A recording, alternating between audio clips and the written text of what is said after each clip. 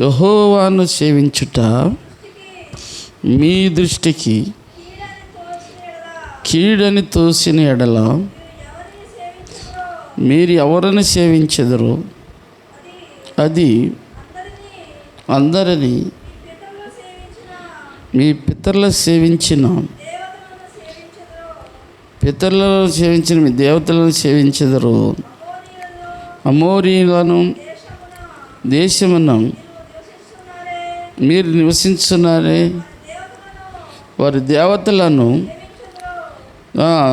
దేవతలను సేవించెదరు. నేడు మీరు కోరుకొనుడి, మీరు ఎవరిని సేవింప కోరుకుందరో నేను నా ఇంటి వారు. చూసారా, యెహోషువ అంటారు, మీరు మీ పితరుల నాటి నుండి అన్ని దేవతలకు మొక్కారు, చేశారు, విగ్రహారాధన చేశారు. సరే, మీ దృష్టికి ఏది అనుకూలమో కానివ్వండి. నేనైతే నేను నా ఇంటి వారు యెహోవాను సేవించదాం. నేను నా బిడ్డలు యెహోవాను సేవిస్తాం. మీరు ఎవరిని సేవిస్తారో నాకైతే తెలియదు, మీరు ఎవరెవరిని ఆరాధిస్తారో నాకు తెలియదు. కానీ నేను నా ఇంటి వారు, నేను నా కుటుంబం, నేను నా బిడ్డలు, నేను నా ఫ్యామిలీ యెహోవాను సేవించేదాం అన్నారు. కాబట్టి ప్రభునందు ప్రియమైన సహోదరులారా, చాలామంది చాలా రకాల దేవుళ్ళు ఉన్నారు మన ఇండియాలో. కానీ నిజమైన దేవుడు యెహోవా దేవుడు, యేసుప్రభువారు. కాబట్టి మనం యేసుప్రభువారిని సేవించాలి, నీతిగా ఉండాలి, యథార్థంగా ఉండాలి, చెడుతనం మానుకొని దేవుని యందు భయభక్తులు కలిగి మనం నడుచుకుంటూ ఉంటే దేవుడు మనల్ని దీవించి ఆశీర్వదిస్తారు. 28 1 దినవృత్తాంతాల గ్రంథం 28 9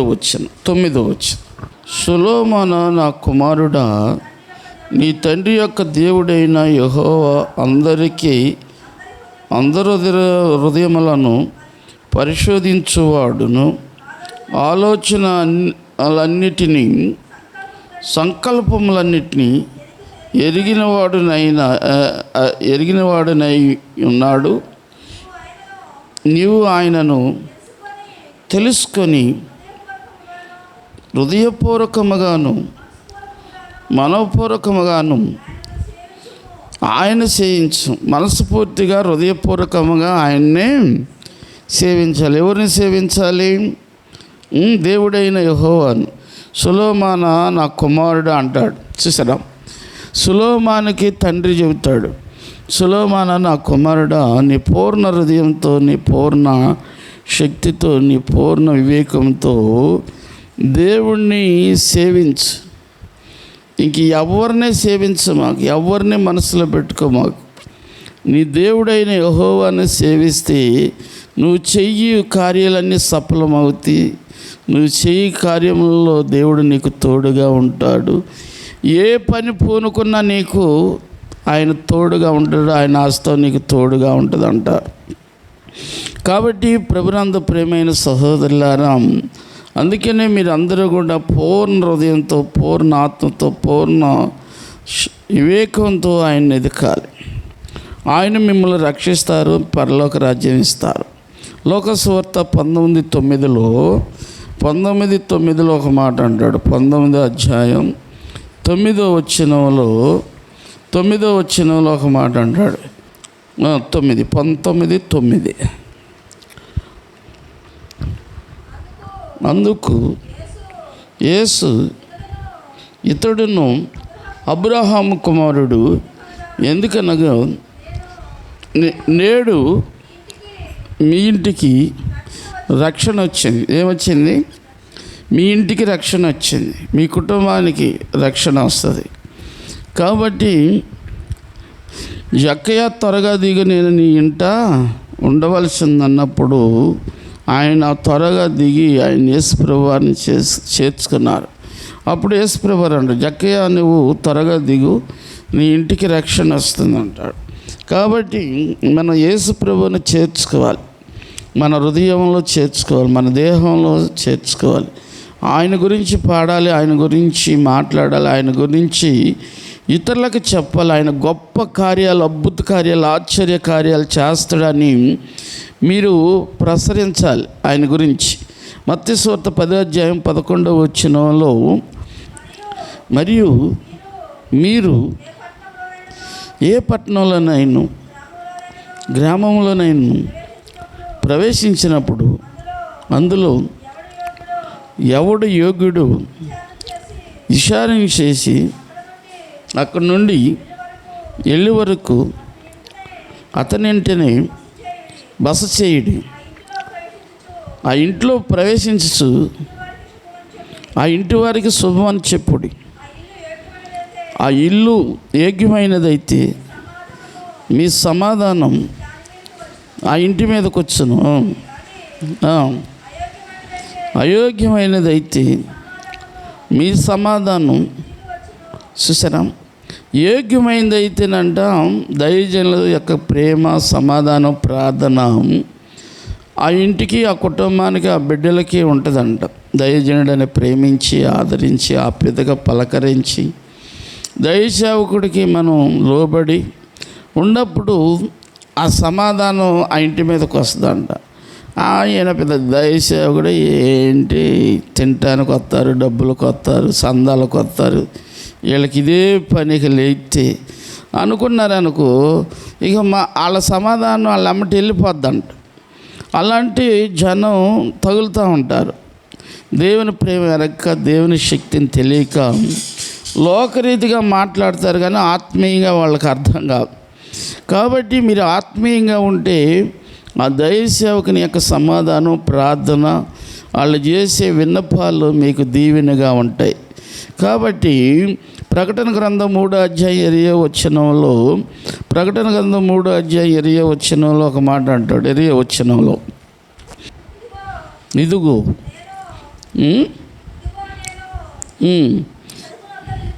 ఇదిగో నేను తలుపు నద్ద నుండి తట్టుచున్నాను.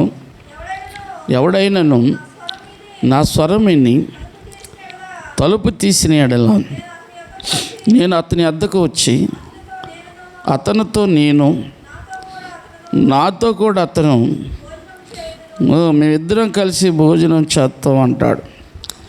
అయితే యేసుప్రభు వారు తలుపు నద్దుండి తడతాడండి. ప్రతి ఒక్క మనిషిని తడతాడు, కానీ అంగీకరించే మనస్సు ఉండాలి, హృదయంలో చేర్చుకునే మనసు ప్రతి ఒక్క మనిషికి ఉంటే ఆయన మన ఇంట్లోనికి వచ్చి, మన జీవితంలోకి వచ్చి మనతో ఆయనతో మనం భోజనం చేయొచ్చు, సంభాషించవచ్చు. ఆయనతో మనం ఉన్నప్పుడు మనకి దీవెనలు, ఆశీర్వాదాలు, ఆరోగ్యాలు, శక్తి, బలం వస్తాయి. కానీ ఆయన ఎప్పుడు వస్తాడో నేను తలుపు తీయటానికి అంటవా? ఆయన ఎప్పుడు వస్తే అప్పుడు తలుపు తీస్తగానే ఆయన రావట్లే, మీరే వస్తున్నారు అంటవా? కాబట్టి నా సేవకుని చేర్చుకుంటే నన్ను చేర్చుకున్నట్టు అని యేసుప్రభు చెప్పారు. కాబట్టి మరి ఈ సేవకులు వచ్చి చెప్తూ ఉంటారు, ప్రార్థనకు రండి అయ్యా, మారు మనసు పొందండి, మీరు ఇట్లా ఉండండి, అట్లా ఉండండి, దేవుడికి భయపడండి, చెడుతనం చేయమాకండి అని చెబుతూ ఉంటారు. వాళ్ళ మాటలని కనుక మీరు చేర్చుకుంటే, మీ హృదయంలో చేర్చుకుంటే, యేసుప్రభు వారి మాటలు ఆయన మీతో ఉండి మీకు గొప్ప కార్యాలు చేస్తూ ఉంటారు. 2 రాజుల గ్రంథము 5:20 అంతటా దైవజనుడైన ఎలీషాకు సేవకుడకు గేహజీ సిరియానీయుడైన నయమాను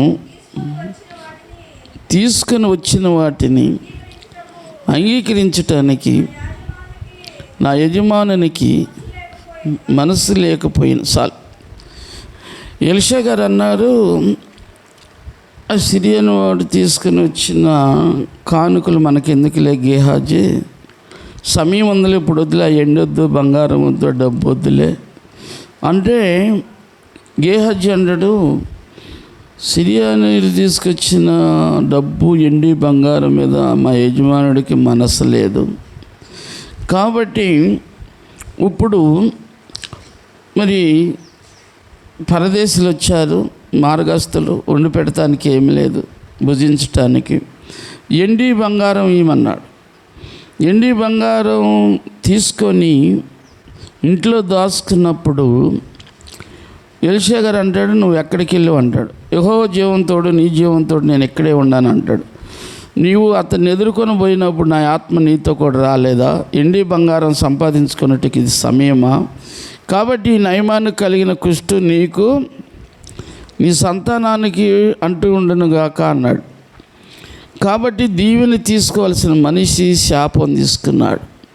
కాబట్టి ధనాపేక్ష సమస్త కీళ్ళకు మూలమని, ధనం ఉండటం తప్పు కాదు, కానీ దాని మీద ఆశ ఉండటం, అడ్డ మార్గాల్లో పోయి సంపాదిద్దాం, మోసం చేసి సంపాదిద్దాం అనేది తప్పు. ఇప్పుడు కాబట్టి గురువుగారు వద్దంటే శిష్యుడు తెచ్చుకొని దాచుకున్నాడు. కాబట్టి ఆయన అన్నాడు, నయమాను కలిగిన కుష్టు నీకు నీ సంతానానికి.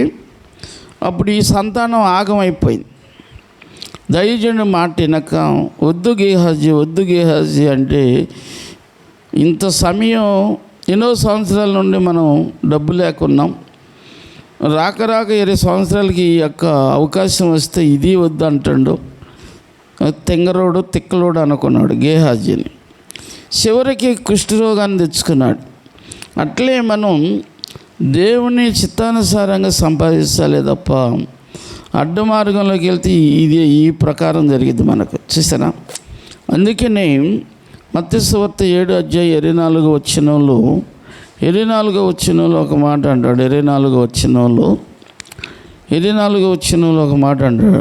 7:24 కాబట్టి ఈ నా మాటలు విని ఆటు చప్పున చేయి ప్రతివాడు బండ మీద తన ఇల్లు కట్టిన బుద్ధిమంతుని పోలియుండును. వాన గురుచును, వరదలు వచ్చును, గాలి ఇసిరి ఆ ఇంటి మీద కొట్టెను, కానీ దాని పునాది బండ మీద వేయబడిన గనక అది పడాలి. చూసారా? యేసు ప్రభువు చెప్పిన మాటల ప్రకారం గనక మనం నిలబడితే చెడిపోము. అసలు పడిపోము, చెడిపోము, అడుక్కోము, అభాగ్యులైపోం. కానీ ఎన్ని శోధనలు బాధలు వచ్చినా నిలబడతాం. కాబట్టి బండ మీద ఇల్లు కట్టిన బుద్ధిమంతుని పోలి ఉండాలి, బుద్ధిమంతులుగా ఉండాలి. కక్కుర్తి అయితే అస్సలు పడకూడదు. తిండికి కానీ, డబ్బుకి కానీ, దుర్మార్గానికి, అన్యాయానికి, అక్రమానికి అసలు ఏమాత్రం కూడా సూట్ లేకోకుండా ఉంటే దేవుడు మనల్ని దీవించి ఆశీర్వదిస్తాడు. కాబట్టి సామెతల గ్రంథం 14:1 ఏమంటాడు? జ్ఞానవంతురాలు తన ఇల్లు కట్టుకొనును, మూఢురాలు తన చేతులతో తన ఇల్లుని ఊడబెరుకును. అంటే జ్ఞానవంతురాలు ఇల్లు ఎట్ట కట్టుతుంది? ప్రార్థన చేసుకోవటం, మారు మనసు పొందటం, దేవుని చిత్తం ఏంటో కనిపెట్టడం, భర్తకు లోబడటం, పిల్లలను సంరక్షించుకోవటం, చదువుకోవటం, సమయం ఉంటే ప్రార్థన చేసుకోవటం, దేవుణ్ణి నా బిడ్డలను అందుకని అంటాడు, యెరూషలేము కుమార్తెలారా నా కోసం కాదు మీకోసం, మీ పిల్లల కోసం ఏడమంటాడు యేసు ప్రభువారు. అట్లే జ్ఞానవంతురాలు బిడ్డల కోసం ఏడిసిద్ది, భర్త కోసం ఏడిసిద్ది, కుటుంబం కోసం ఏడిసిద్ది. నా కుటుంబం దేవునిలో కట్టబడాలి, నా బిడ్డలు బాగుండాలి, దేవునికి ఇష్టంగా బ్రతకాలి, లోకంలో తప్పులు చేయకుండా, చెడుతనం చేయకోకుండా, నేను చెడుతనం చేయకోకుండా, నా బిడ్డలు, నా భర్త అందరం కూడా దేవుళ్ళు ఎదగాలని ఏం చేస్తుంది? ప్రార్థన చేస్తుంది. జ్ఞానవంతురాలంటే లోబడిద్ది, తగ్గించుకుంటుంది, ఓర్చుకుంటుంది, అన్ని విషయాల్లో దేవుని చిత్తాన్ని కనిపెడతా ఉండదు. కుటుంబాన్ని కట్టుకుంటుంది, భర్త చెప్పినట్టు ఉంటుంది, బిడ్డల కోసం ప్రార్థన చేస్తుంది, ఉపవాసం ఉంటుంది, మౌనంగా ఉంటుంది. జ్ఞానవంతురాలు అనుమానం పెట్టుకోదు, ఎగస్టాలు మాట్లాడదు, చాలా నిదానంగా ఉంటుంది. దైవేకంగా అంటే నిదానంగా ఉంటారు.